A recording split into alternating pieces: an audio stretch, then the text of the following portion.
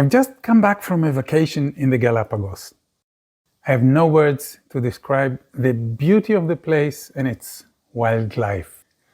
It gave me some idea of what the world was like before we managed to destroy it so thoroughly. There's a lot of wildlife, large, medium, small, strange and wonderful. Lots of large animals which you don't see very often anywhere else, and they just live their lives right there next to you and pretty much ignore people. Local authorities manage to keep it that way because they really protect the place from us. They make sure there are not too many people in the same place at the same time. And they don't allow too many people to live there. Even Ecuadorians are treated like foreigners. An Ecuadorian from the mainland cannot decide to go live in the Galapagos. The settlements are small and they stay small. Only about 3% of the populated islands are actually populated. The rest of the territory is left to its own devices. And when we leave a place alone and don't interfere or destroy it, it prospers. So, on top of admiring everything I saw and diving and snorkeling like crazy, this trip made me think. It somehow changed my perspective. How important are we? How necessary are we? Spoiler? Not at all.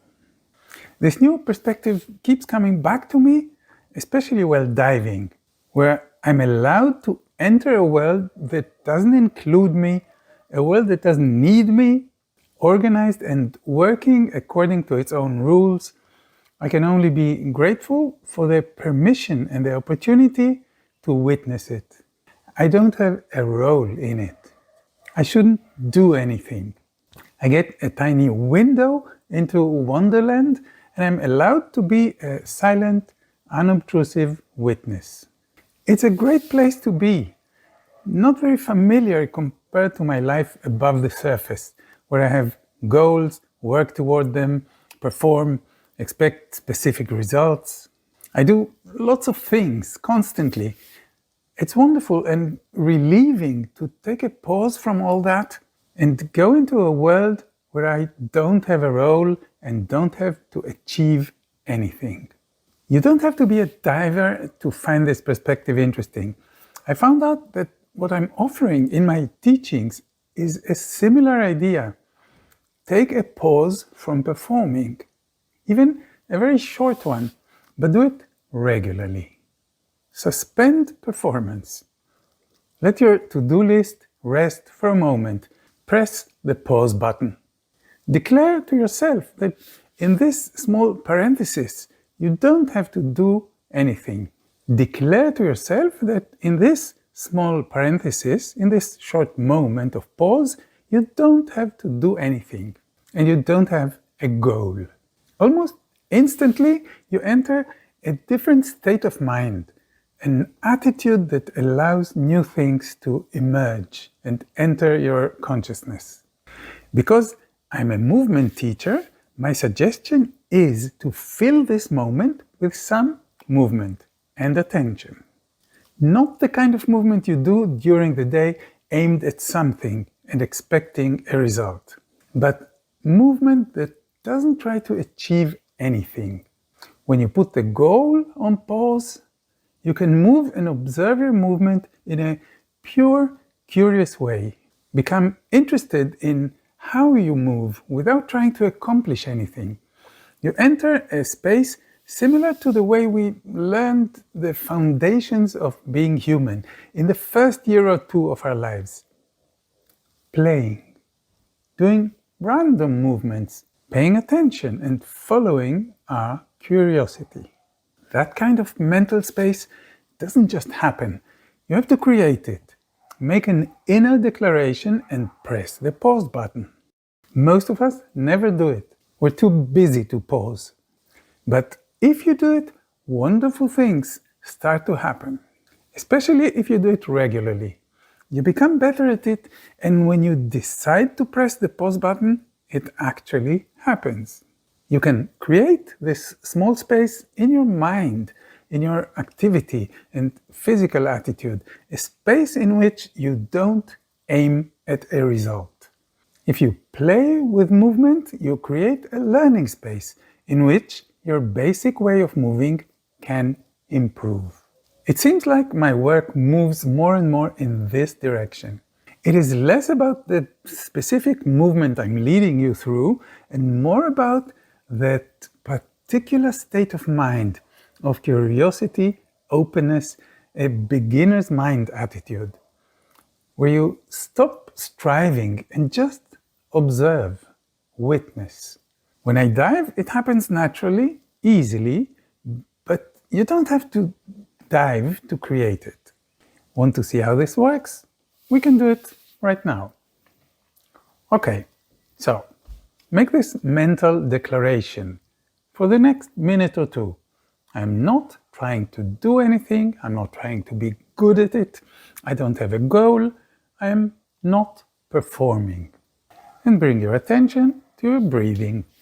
Each time you breathe out, bring both shoulders a little forward, as if you wanted to clap your shoulders in front.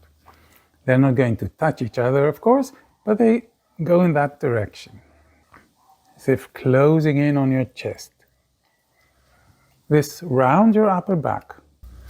Each time you breathe in, bring both your shoulders a little bit backwards, sticking your breastbone forward and allowing your shoulder blades to come closer to the spine. So you're moving your shoulders forward and backwards as you breathe.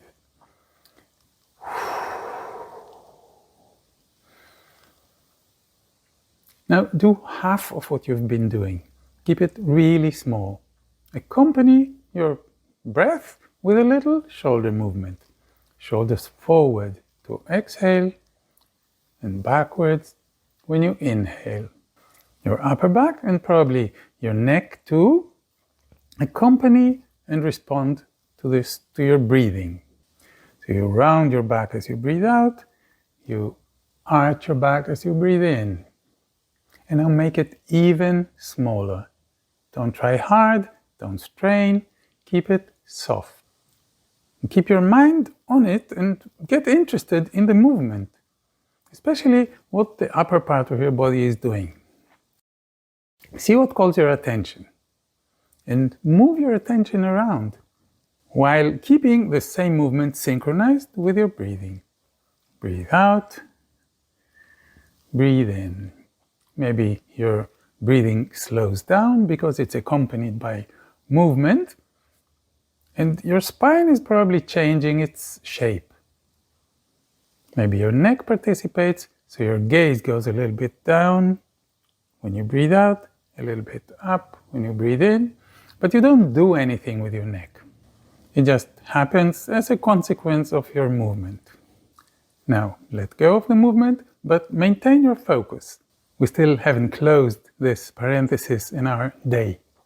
We're still mindful in this special, soft way.